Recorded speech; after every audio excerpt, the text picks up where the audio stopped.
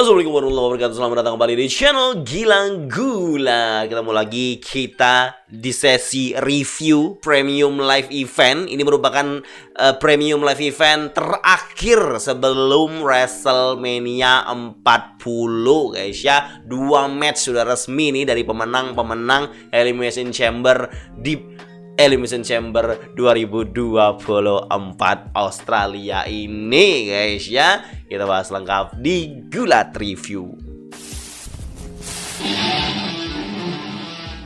Disclaimer dulu, saya yakin semua teman-teman yang nonton video ini sudah pada nonton Elimination Chamber, minimal sudah lihat highlightnya di YouTube guys ya. Jadi saya tidak akan menjelaskan atau menceritakan per poin klimaksnya lagi. Saya hanya akan mengomentari apa saja yang terjadi di Premium Live Event Elimination Chamber Perth Australia guys ya. Kita mulai saja dari match kick off ya. Match kick off ini diumumkan pada saat 1 atau 2 hari kalau nggak salah ya menjelang Elimination Chamber ini, yaitu Kabuki Warriors Asuka Kairi Sane melawan Indi Hartwell dan Candice LeRae ya. Memang Triple H ini mau ngasih banget kesempatan untuk Indi Hartwell tuh bertanding, bermain di depan semua pendukungnya di tanah kelahirannya guys ya. Jadi dia ngerasa walaupun kalah Battle Royale, paling nggak dapat match ya. Walaupun di kick off show paling nggak dapat match. Triple H tuh baik ternyata guys. Kita ngasih kesempatan Indi Hartwell untuk bertanding di tanah kelahirannya, di kampung halamannya, di depan semua keluarga dan teman-temannya. Itu jadi momen yang penting lah untuk Indi Hartwell guys ya.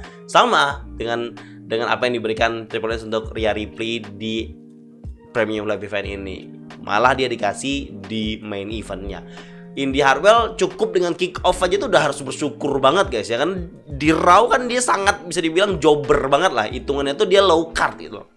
Dikasih kesempatan main match di Premium Live Event tuh udah beruntung banget. Dikasihnya di kick off show itu adalah spot yang pas lah untuk seorang Indi Hartwell, dan dia kalah dari Kabuki Warriors. Match ini match kick off aja, tipikal biasa saja, cuma momentum untuk Indi Hartwell bisa bertanding di Australia. Candice LeRae dikunci di sini dan retain the championship guys ya. Masuk kita ke pertandingan utama ya. By the way, di Optus Stadium ini, stadion di Perth Australia ini, itu tidak begitu penuh guys. Terlihat banget ya dari penonton-penonton yang duduk itu kosong, banyak spot yang kosong. Itu bukan spot kosong, itu bukan karena desainnya sejak awal begitu guys.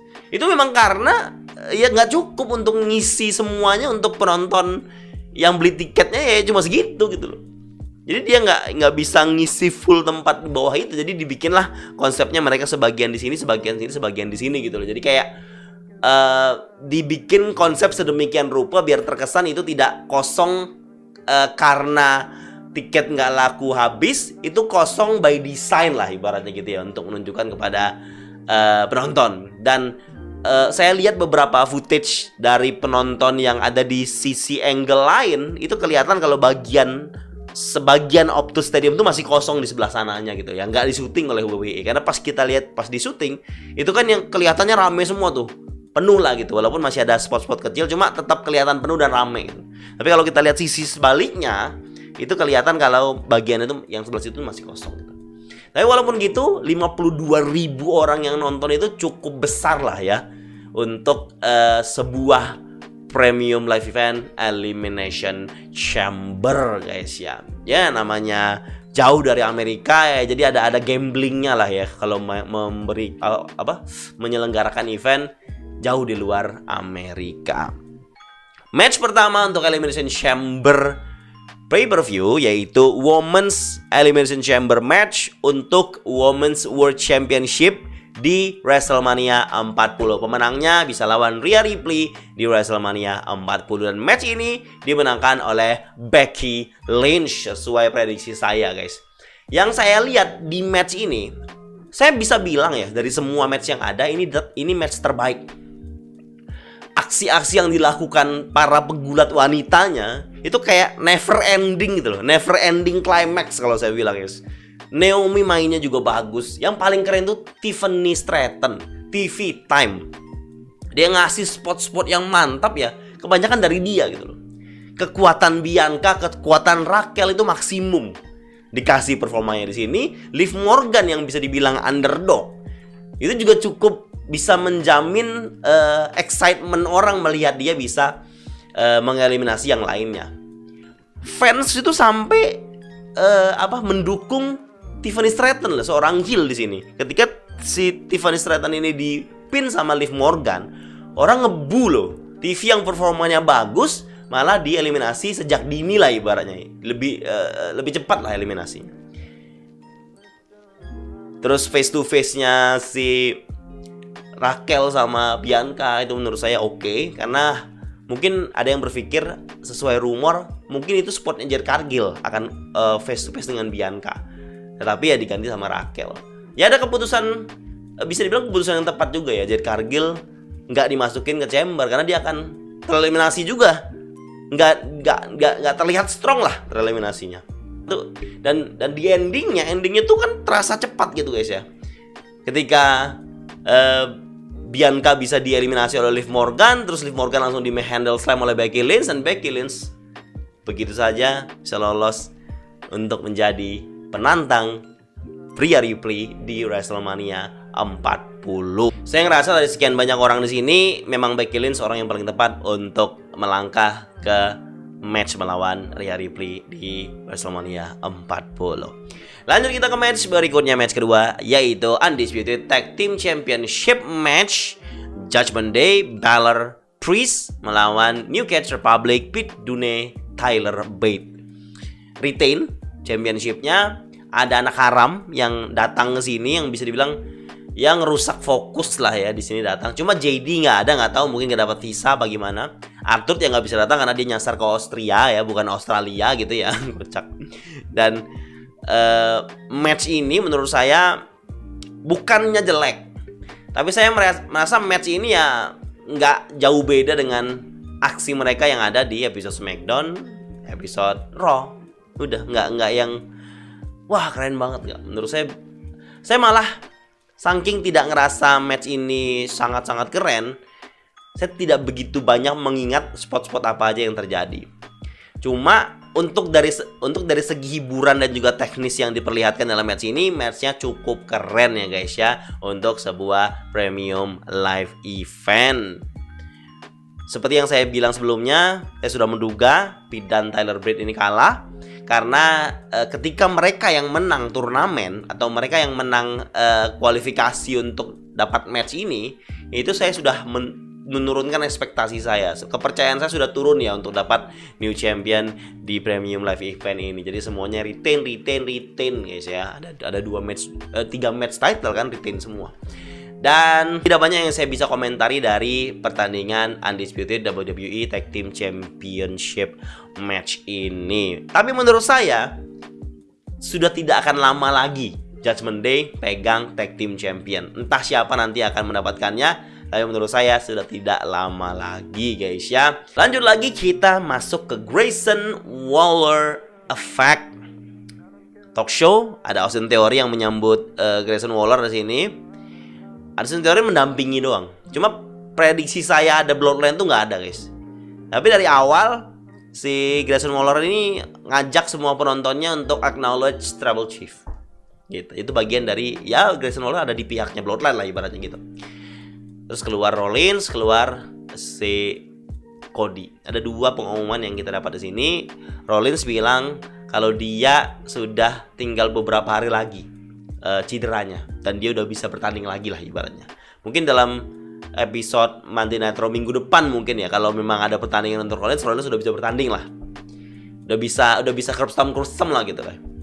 Terus Cody bilang kalau dia mau balas dendam dengan The Rock dengan menantangnya di sebuah match kapanpun, dimanapun sebelum WrestleMania matchnya Cody melawan Roman Reigns di WrestleMania 40 main event malam kedua. Dengan pengumuman ini orang jadi bersorak, saya juga excited. Cody nantang The Rock guys, nantang The Rock si Cody. Gimana nggak excited coba? Akhirnya dia nantang, dia kan ditampol The Rock waktu di press conference. Sekarang dia mau balas, dia mau nantang, bukan sekedar nampol, balas nampol, enggak. Saya mau match sama The Rock. Berarti minggu depan yang katanya The Rock akan datang ke SmackDown, itu pasti akan menanggapi hal tersebut.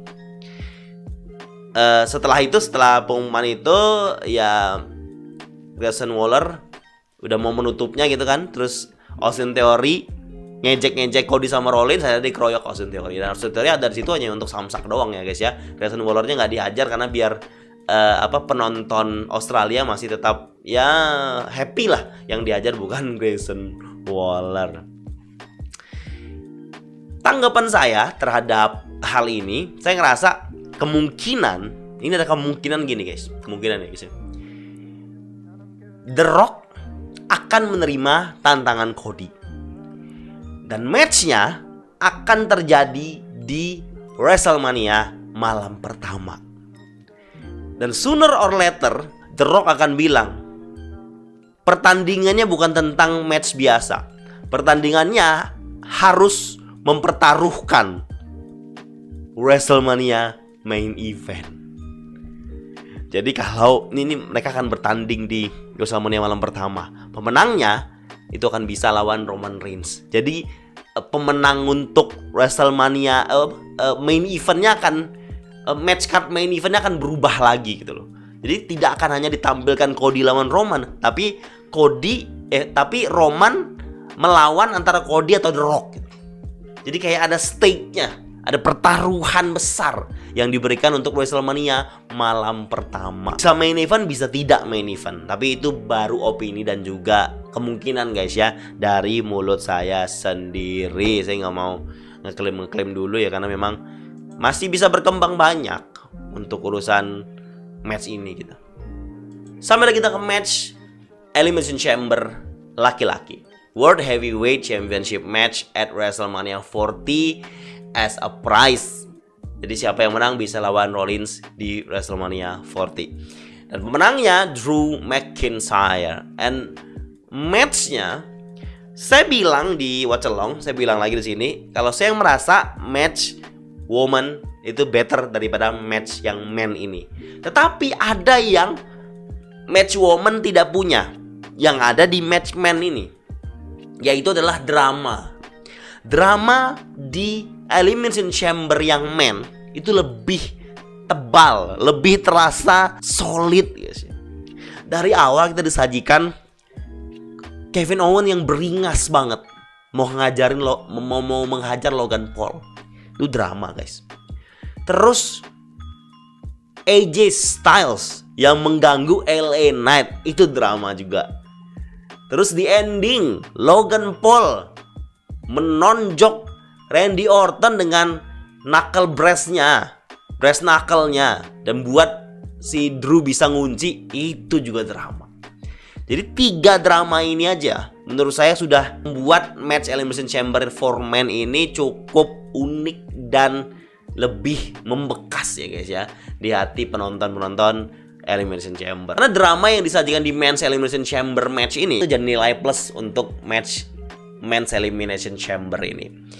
Dan Drew McIntyre officially jadi penantang Seth Rollins untuk World Championship at WrestleMania XL. Match berikutnya adalah main event Women's World Championship, Rhea Ripley versus Nia Jax.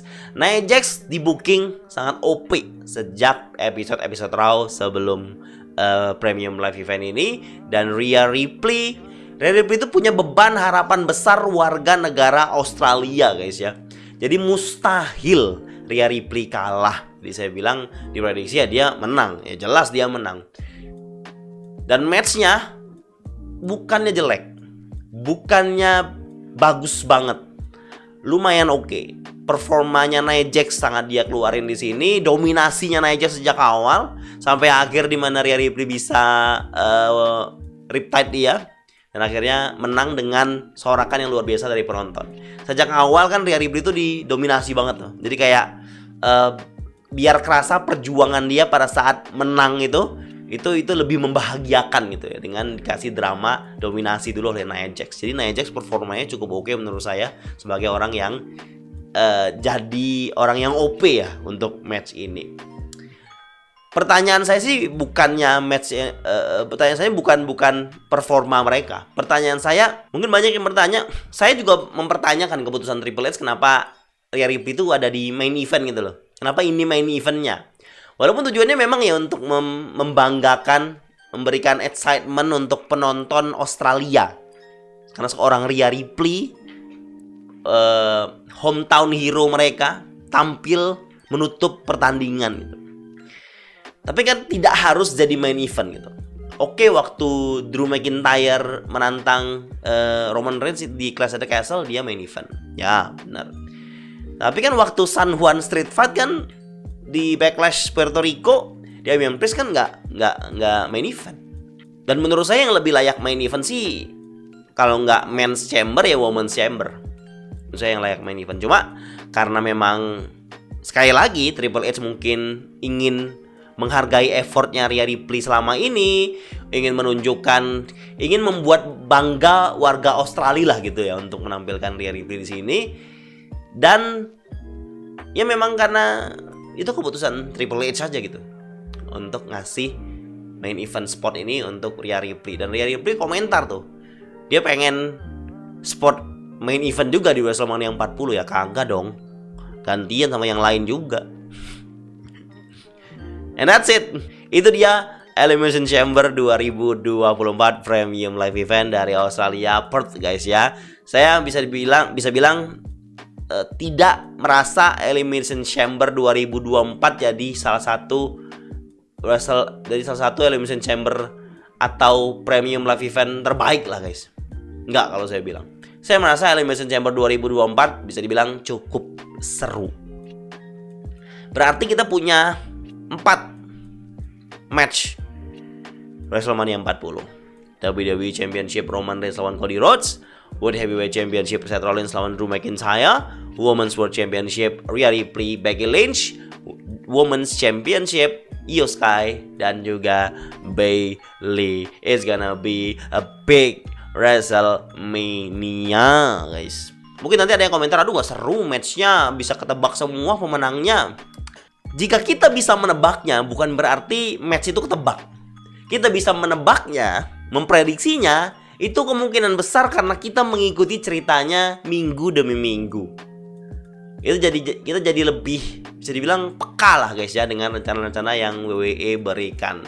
Walaupun WWE kan sering juga ngasih twist ke kita, tapi twist itu kebetulan di Elimination Chamber tahun ini belum diberikan oleh WWE. Apakah di WrestleMania 40 kita akan dapat twist?